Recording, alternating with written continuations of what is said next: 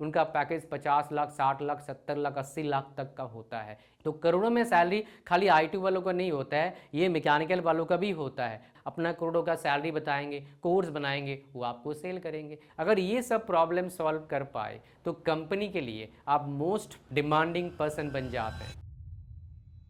एक चीज़ जरूर सुनते होंगे, मैकेनिकल या फिर बीटेक में जो पढ़ाते हैं कॉलेज में, वो क्या होता है, आउटडेटेड होता है। तो एक्स्ट्रा स्किल सीखने को बेसिकली क्या है, आपको ज़रूरत है बाहर से। इसका रियलिटी आज आपको बताऊंगा। मैं क्यों बताऊंगा, मैंने 5 साल पढ़ाया हुआ है कॉलेज में, यूनिवर्सिटी में। इंडस्ट्री वालों से ही मेरा काफ़ी अच्छा कनेक्शन है, मैं गया हूँ, खुद ट्रेनिंग लिया हूँ, वो भी PSU में। तो उसके बाद मैं आपको डेटा देने वाला हूँ, कितना गैप है और क्या बेसिकली मिस्ड अंडरस्टैंडिंग, और आपको खुश करने के लिए कुछ डेटा दिया जाता है। तो इस वीडियो में आपके साथ मैं शेयर करने वाला हूँ क्या हाई पेइंग स्किल्स क्या हो सकता है फिलहाल जो मार्केट में है, और आने वाले टाइम में इनका डिमांड और बढ़ेगा।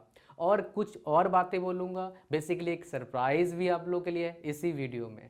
सबसे पहले जो बेसिकली आपके दिमाग में वहम फैला गया है कि कॉलेज में जो पढ़ाया जाता है सब बिल्कुल ही बेकार है, बिल्कुल गलत है। ऐसा नहीं है। कॉलेज में जो पढ़ाया जाता है डेफिनेटली कमी है, डेफिनेटली अपडेट नहीं हुए हैं। बहुत सारे कॉलेजेस हैं, बट बहुत सारे कॉलेजेस में हर 2-3 साल में, 1 साल में अपडेट हो रहे हैं, जो आपको पता नहीं होता है, बिकॉज हर कॉलेज में आप पढ़ते तो है नहीं। और ये बातें आपको क्यों बताया जाता है, बिकॉज आपको खुश करने के लिए, कहीं ना कहीं आप खुश हो जाओ और उसी को आप प्रोमोट करो। उनका पैसा बन रहा है, लेकिन आपका क्या हो रहा है आपको पता है। कि सबसे पहले अगर कोई स्किल्स को अच्छे सीखना है, मतलब कोई सॉफ्टवेयर स्किल सीखना है, कोई हार्डवेयर सीखना है, सबसे पहले आपका बेसिक क्लियर होना बहुत ज़रूरी है। आप डिप्लोमा कर रहे हो या बीटेक कर रहे हो, डजंट मैटर, बिना बेसिक कुछ जानकारी के आप अच्छा कर नहीं पाएंगे। तो मैं पहले बात करता हूँ कौन कौन से सब्जेक्ट्स जिनके बारे में आपको प्रॉपर जानकारी होनी चाहिए अगर आप अच्छे हाई पेइंग जॉब के बारे में सोच रहे हैं। सबसे पहले हम सब्जेक्ट नहीं, पार्ट पढ़ेंगे।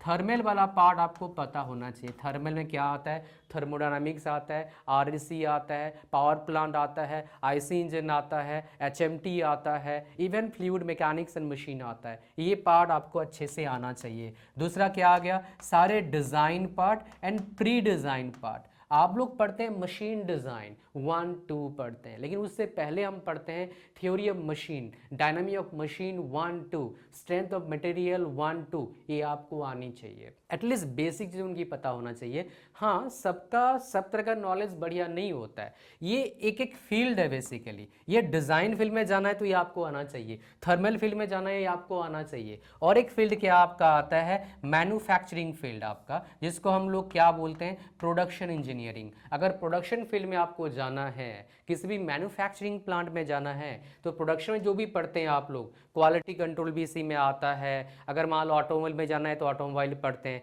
तो मेरा कुल मिला के बोलने का मतलब क्या है, ओवरऑल बेसिक नॉलेज तो आपको आनी चाहिए, जो इंपॉर्टेंट सब्जेक्ट्स बता रहा हूँ, लेकिन आपको उन सब्जेक्ट्स के बारे में अच्छे से पता होना चाहिए, ठीक ठाक लेवल तक, मतलब आउट ऑफ 7, 8, 10 में से। तो आप क्या है ना, आप स्किल्स को सीख सकते हो। फंडामेंटल क्लियर होता है तो हाथ का काम भी पता लगता है, बिकॉज आपको पता लगता है जो काम कर रहे हो उसके पीछे रीजन और उसके पीछे क्या बेसिकली क्या आइडिया है, ये पता लगता है आपको। अब आगे एक सरप्राइज चीज़ें बताने वाला हूँ उन सभी बच्चों के लिए, चाहे आप बीटेक कर रहे हो, डिप्लोमा कर रहे हो, 10th पास हो, 12th पास हो। एक टेस्ट के बारे में पहले बात करेंगे, फिर इस वीडियो में आगे बढ़ेंगे। अगर आप 10th, 12th, ITI, diploma, even BTech के बाद अगर कोई स्किल का कोर्स करना चाहते हो, तो आपके लिए बहुत ही इम्पॉर्टेंट इंफॉर्मेशन है फ्रॉम टाटा IIS। और इस वीडियो को बना रहा हूँ मैं इनके कोलैबोरेशन से। स्टूडेंट्स कोर्स तो चूज कर लेते हैं बिना स्किल रेडीनेस जाने, पेरेंट्स भी कंफ्यूज होते हैं, फिर डिग्री के बाद क्लियरिटी नहीं होता, मैं किस फील्ड के लिए रेडी हूं इसका जवाब नहीं होता। National skills test NST skill readiness test है, introduced by Tata Indian Institute of Skills. ये कोई कोर्स नहीं है, कोई काउंसलिंग भी नहीं है, बस ये टेस्ट आपको बताता है आप किस स्किल बेस्ड करियर के लिए रेडी हो। तो अगर आप 10th पास हो, 12th पास हो, ITI हो, डिप्लोमा हो, इवन बीटेक हो, अगर आप स्किल बेस्ड करियर एक्सप्लोर कर रहे हो, ये आपके लिए है। कोर्स लेने से पहले अपने रेडीनेस चेक करना एक स्मार्ट डिसीजन है। टाइम, पैसा, एफर्ट वेस्ट होने से बच सकते हो। ये जो NST है ना आपका, मेरिट बेस्ड स्ट्रक्चर्ड असेसमेंट है। टाटा IAS बहुत सारे जो है स्किल प्रोग्राम आपको ऑफर करते हैं जो हाई डिमांडिंग है मार्केट में, जैसे advance manufacturing, industrial automation and robotics, electric vehicles, electronics and mechatronics, CNC, metrology and precision manufacturing, end of course hospitality and culinary। Tata IAS जैसे इंस्टीट्यूट का आपको स्ट्रक्चर्ड अप्रोच मिल रहा है। नेक्स्ट नेशनल स्किल टेस्ट यानी कि NST 22 मार्च 2026 को conduct होगा। अगर आप स्किल बेस्ड करियर एक्सप्लोर कर रहे हो तो NST के बारे में आप खुद चेक कर लो, लिंक इसका description as well as first comment में है। अब चलिए अपने वीडियो में आगे बढ़ते हैं। जब नेट पर आप सर्च करते हो मैकेनिकल के टॉप स्किल्स के बारे में तो लोग क्या ना क्लासीफाई नहीं करते हैं। आज मैं थोड़ा सा क्लासीफाई करने की भी सोचूंगा। मैंने एक वीडियो का सीरीज स्टार्ट किया है डिपार्टमेंट वाइज स्किल्स। मैंने क्वालिटी डिपार्टमेंट का वीडियो बनाया था, उसमें काफ़ी ज़्यादा नंबर ऑफ बच्चों ने देख लिया है। स्टार्टिंग में बच्चों ने, मेरे को एक्सपेक्टेशन नहीं था, तो मैं बाकी डिपार्टमेंट का ही वीडियो बनाऊंगा। तो मुझे बताइएगा कौन से डिपार्टमेंट का आपको वीडियो चाहिए नीचे कमेंट में। मैं उस डिपार्टमेंट का पूरा A to Z इंफॉर्मेशन दूंगा। एक खास बात आपको बताने वाला हूँ, at the end of the video तो रहना, आप सरप्राइज हो जाएंगे, इतना भी सैलरी मिलता है इस फील्ड में सुन के। आ जाओ, सबसे पहले हम बात करते हैं, अगर सॉफ्टवेयर, स्मॉल सॉफ्टवेयर्स या प्रोग्रामिंग स्किल की बात करेंगे, पाइथन आपको आना चाहिए। ये एक प्रोग्रामिंग स्किल है जो आप सीख लो। अगर पाइथन का आप कोर्स चाहते हैं फ्री में या पेड में, नीचे कमेंट कर दीजिएगा। अगर पेड करना है कितने रुपए का चाहिए नीचे कमेंट कर दीजिएगा। मैं 1 से 2 महीने में एक पाइथन का कोर्स आपके लिए दे दूंगा जो मैकेनिकल वालों के लिए बहुत इंपॉर्टेंट होगा, या फिर डिफरेंट कोर ब्रांचेस के लिए। IT के लिए बहुत है पाइथन के कोर्सेज नेट पर, कोर ब्रांचेस के लिए जो कस्टमाइज कोर्स नहीं है। अगर चाहिए नीचे कमेंट कर दीजिएगा।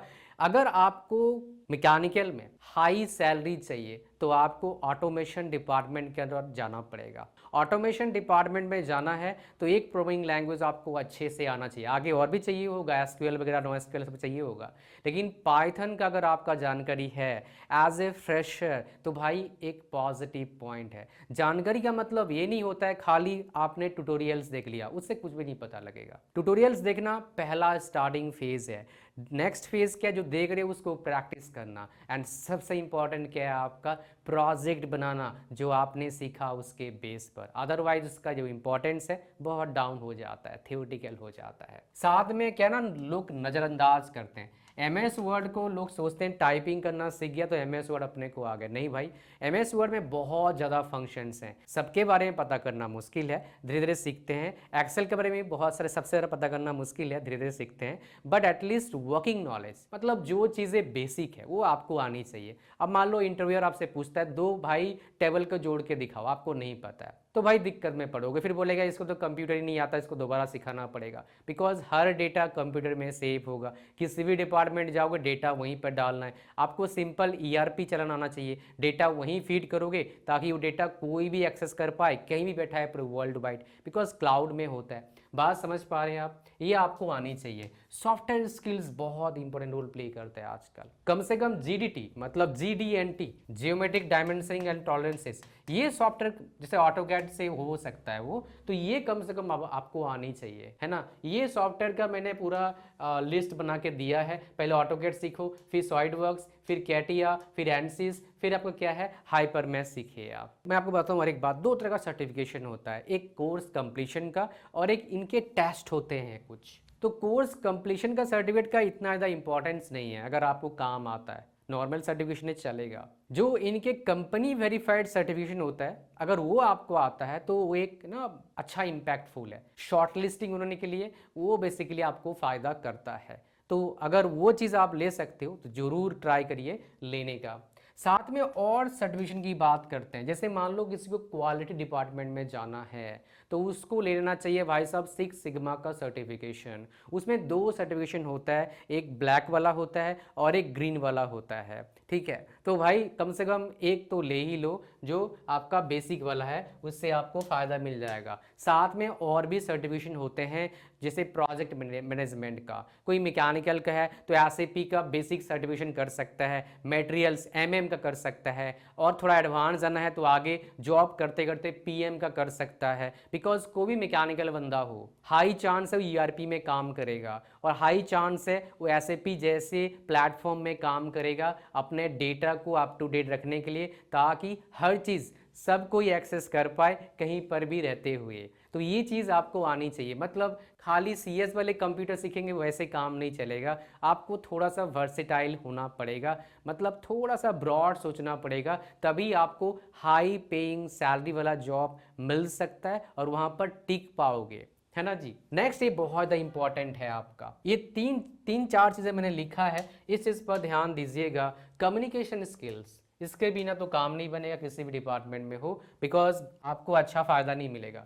फिर हमारे पास क्या है, प्रेजेंटेशन स्किल, ये आपको आनी चाहिए। फिर हमारा टीम वर्क है, फिर हमारा क्या है, सबसे इंपॉर्टेंट है प्रॉब्लम सॉल्विंग स्किल, ये धीरे धीरे सिखा जाता है कुछ डिपार्टमेंट में। हालांकि हर डिपार्टमेंट में ये चैलेंजेस आते हैं, खासकर डिपार्टमेंट है मेंटेनेंस, उसमें अगर किसी को प्रॉब्लम सॉल्विंग स्किल आ गया, जो प्रॉब्लम बेसिकली कंपनी में ब्रेक डाउन हुआ है, ब्रेक डाउन क्यों हो रहा है, कैसे क्विकली उसको ठीक करें, अगर ये सब प्रॉब्लम सॉल्व कर पाए तो कंपनी के लिए आप मोस्ट डिमांडिंग पर्सन बन जाते हैं। बिकॉज एक बार कोई मशीन ब्रेक डाउन होता है तो कभी कभी घंटों, दिन, 2 दिन क्या होता है, ब्रेक डाउन बना रहता है।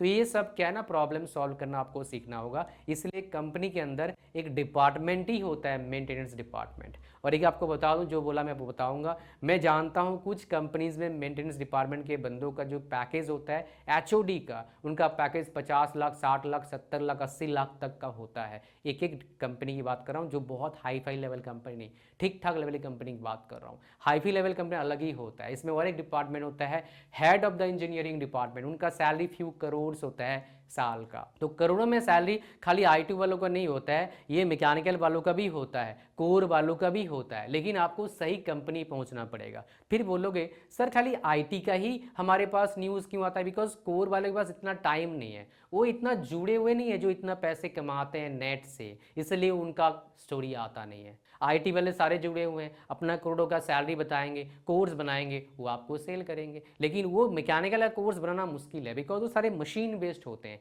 एक एक मशीन का जो प्राइस होता है फ्यू करोड़ होता है, तो कौन बनाया कोर्स बताओ। सीएस वाला कोर्स बनाना बहुत ही आसान है, एक लैपटॉप ले लिया और उसमें कोर्स बन जाता है। फिर सारे तो ओपन सोर्स है, मैकेनिकल का ऐसा नहीं है, सबका पैसा देना पड़ता है। एक और आपको बता दूं, ये सारी जो आपका सॉफ्टवेयर है, कुछ स्टूडेंट वर्जन ही मिलते हैं। क्या आप चाहते हैं इसके फ्री वर्जन, मुझे कमेंट करिएगा। अगर फ्री वर्जन सॉफ्टवेयर मतलब काइंड ऑफ ऐसे ही आपको सारे सोल्यूशन मिलेंगे, थोड़ा सा नीचे मिलता है, बट आमतौर पर काम चल जाएगा सीखने के लिए। कंपनी वाले जो देंगे फिर आप काम कर लेंगे, बिकॉज प्रोसेस तो वही होता है, थोड़ा बहुत आगे पीछे। मतलब इंस्टाग्राम चलाना, फेसबुक चलाना बहुत डिफरेंस तो नहीं है ना भाई, समझ पा रहे हैं क्या बोल रहा हूँ मैं, वो वाला कहानी है।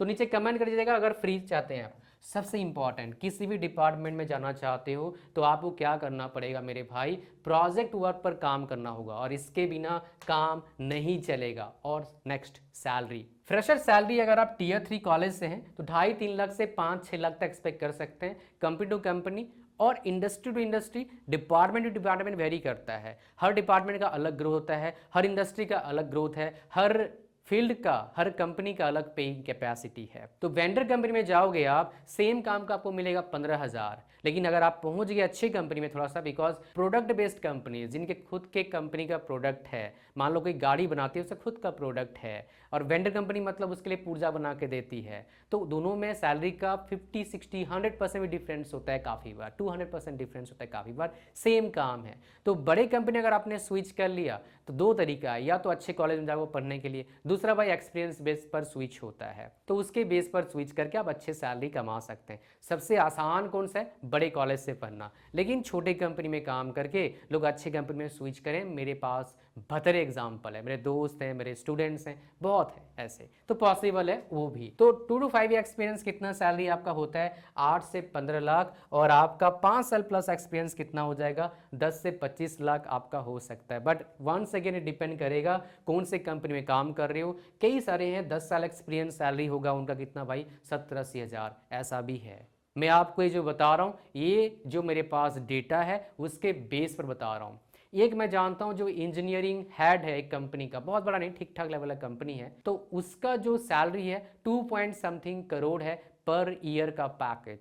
इंजीनियरिंग का हेड है उस कंपनी का, उसके अंडर लगभग 800,000 लोग काम करते हैं, 2 करोड़ प्लस का पैकेज है, कोर जॉब है, ले ऑफ्स आसानी से नहीं होता है अनटिल बहुत उथल ना हो जाए तो ये था पूरा वीडियो। और लास्ट में बताऊंगा आपको टाटा IIS का जो लिंक है इस वीडियो के डिस्क्रिप्शन एंड फर्स्ट कमेंट में, do check it out. Thank you very much, मिलते हैं नेक्स्ट वीडियो में। God bless you all, bye bye.